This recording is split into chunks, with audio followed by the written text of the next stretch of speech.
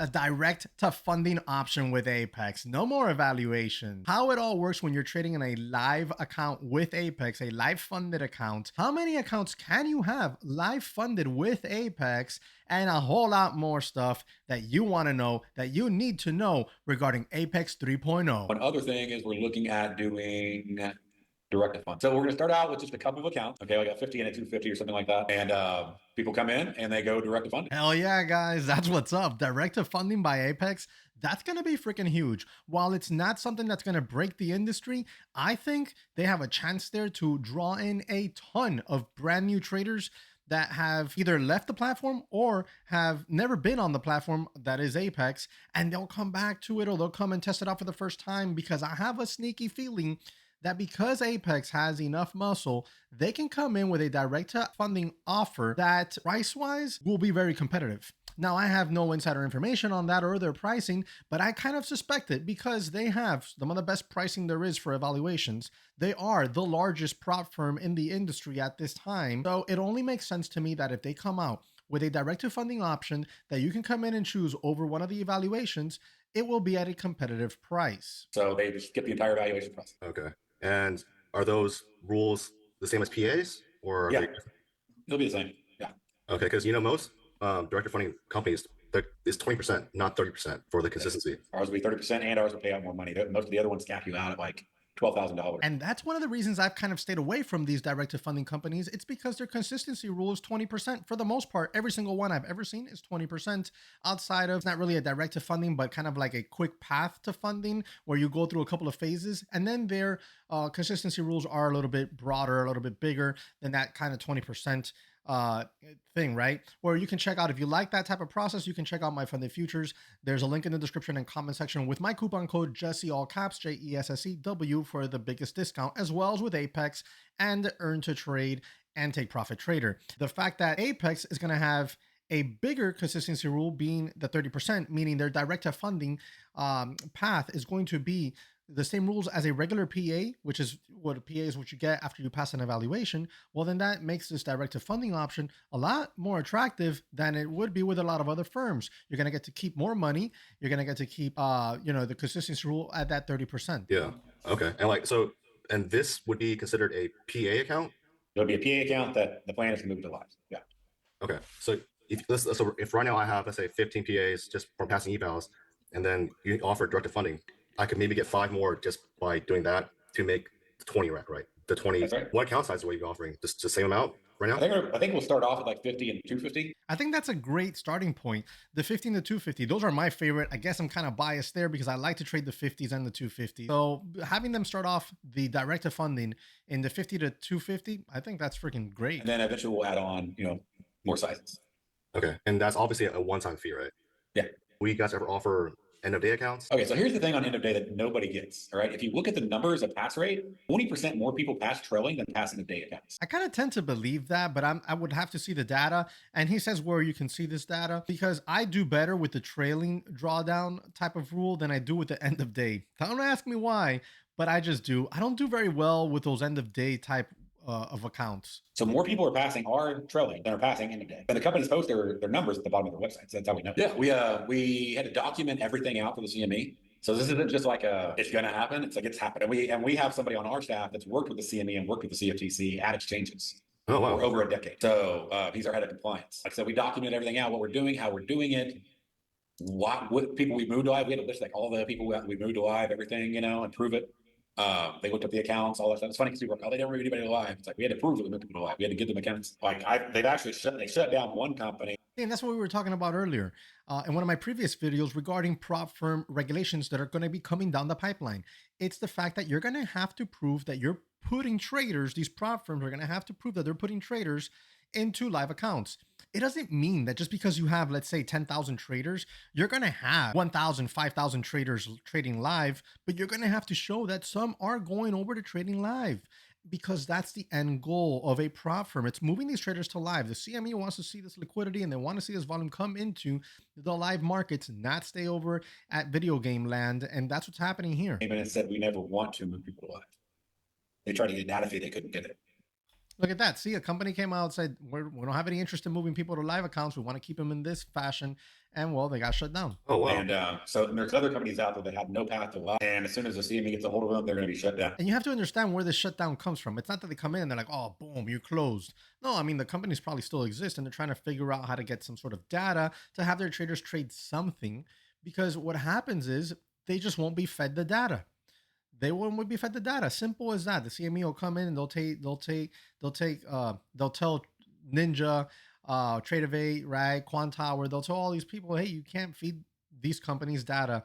We're only allowed to feed data to X type of companies that are structured in X ways. And well, they're gonna abide by that because they want to stay in business. They want that data. So not just by the CME, but they'll be shut down by the providers that have the platforms because they're going to have to shut them down. They don't have, they don't meet certain requirements, which is, I mean, you're a trader. You ultimately, that's where you want to be. Right. So, and we'll have the option to be paid out. We'll have the option to half of it in the account, half of it paid out. We'll have the option to all of it. And I was actually talking to a friend of mine about this recently. Think about it like this. If you get called up to go into a live account and you have two accounts, each account has $15,000 in profits in it. You have $30,000. They're going to come and they're going to knock on your door. They're going to be like, hey, it's time to move you into a live account. You have multiple options. We can move the entire $30,000 into that live account, have you trade in that $30,000 account. You can liquidate your whole accounts. We'll pay you $30,000. Here you go. Now you go on your way. You can't trade with us anymore because you don't want to go live, right?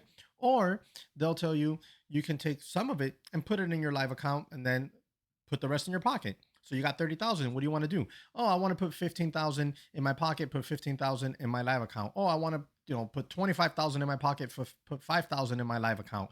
And that's what you're going to be able to do. That's how you're going to be able to choose. And there's going to be one question that I've been asked a few times, and I've already answered in the comments. How many accounts can I trade when I am in a live account? You're allowed so far to trade up to 3 accounts, and that'll be addressed here. We already have those options. And we have traders that do all three. Some people just go, hey, give me my cash. And people say, well, give me half my cash and put half my cash in the live account. Some people put it all in the live account. And is going live with Apex, is it mandatory, or could they choose some sort of hybrid model, or how would that work? Once you've chosen to go to live, you have to go to live. That's how it is with every company that actually moves to go to live. Yeah, so Apex, if you're chosen to go live, how does that work? So how long does it take to set up? What does live trading look like? How do payouts work? Right now, it's taking us a couple weeks. Hopefully, we're trying to get that down where it's faster. You can trade in the same software that you're on.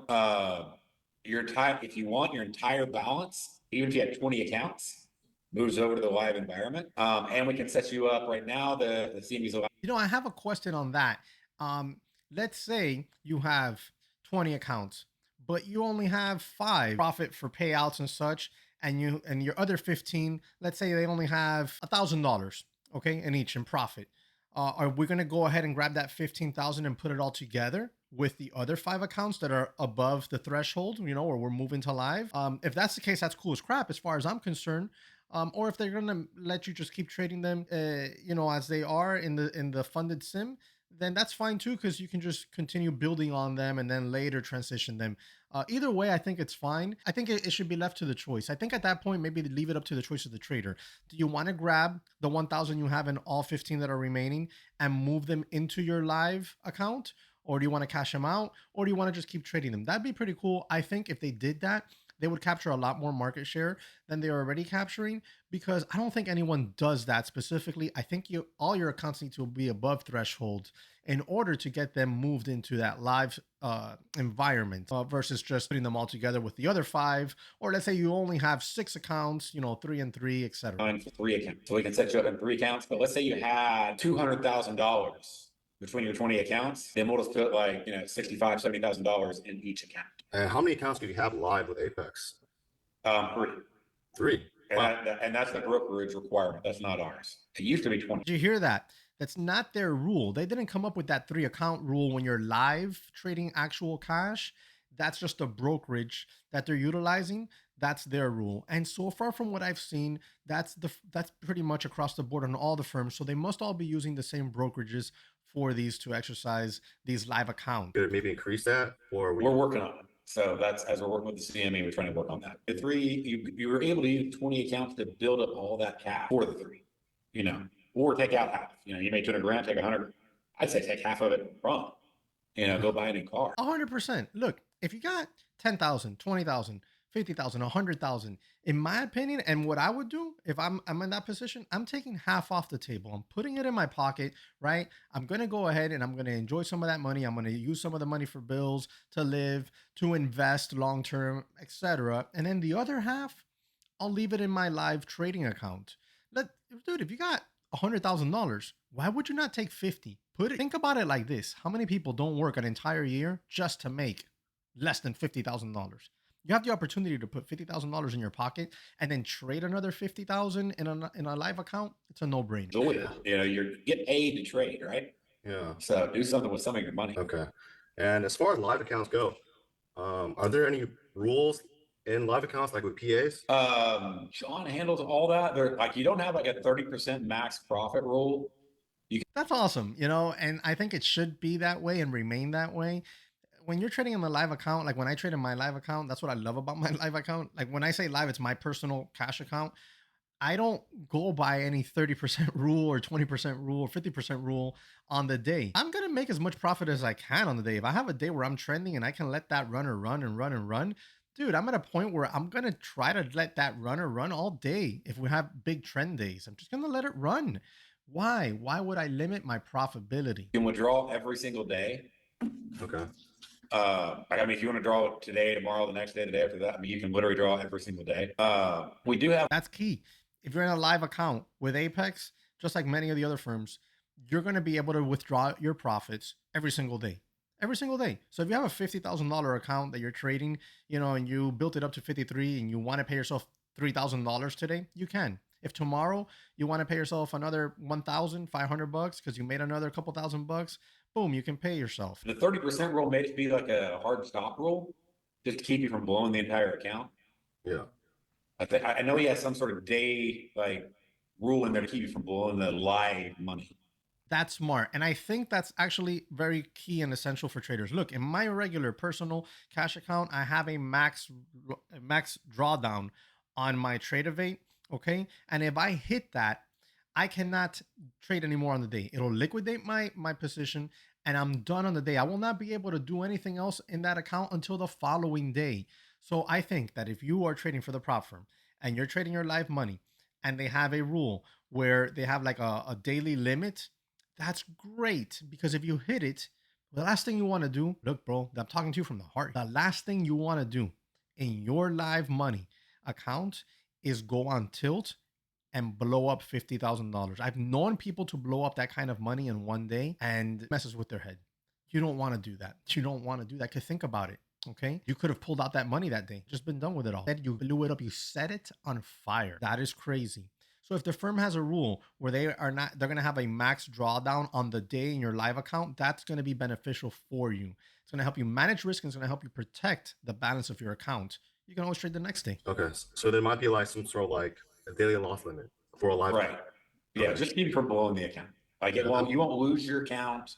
It's not going to go away. It's just going to be like, hey, cool off, so you can trade tomorrow and keep withdrawing cash. Okay. So you can withdraw every day in a live account. You get 3 accounts, and also the consistency rule of, making more than 30% in one day is no longer there in a live account. Please make 1,000%. Yeah. Because everyone wins, right? I mean, the trader wins and you win, right? You take exactly. Right. Yes. Okay. And what happens if, like, let's say a trader just goes through a bad week and they lose their live account? What happens then? Can they go back to trading in a evaluation, pass again to a PA, and then? Usually we'll let them go back through an evaluation, but we'll make them take a period of time off. Okay.